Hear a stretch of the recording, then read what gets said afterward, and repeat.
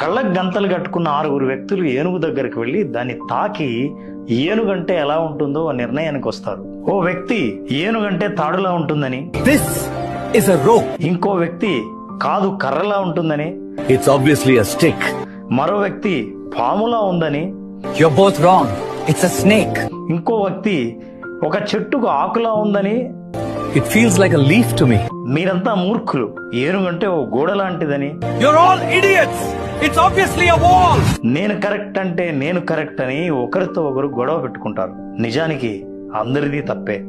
ఎందుకంటే ఒక్కొక్కరు ఏనుగులో ఏదో ఒక భాగాన్ని మాత్రమే చూశారు. మన చుట్టూ ఉన్న ప్రపంచంలో కూడా చాలా మంది కళ్ళకు గంతలు కట్టుకున్న వాళ్లే కనిపిస్తారు.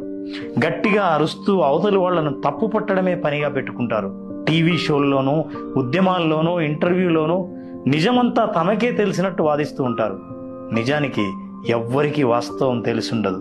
నీకేం తెలీదు, అసలు నీ మాట వినను అనే కేకలే మనకు వినిపిస్తూ ఉంటాయి, ఇంట్లో బయట కూడా. నిజం తెలుసుకోవాలంటే ఒకటే మార్గం, కళ్ళకు గంతలను తీసేయటమే. అరవడం మానేద్దాం, వినడం నేర్చుకుందాం. మీరేమంటారు? కళ్ళకు గంతలు కట్టు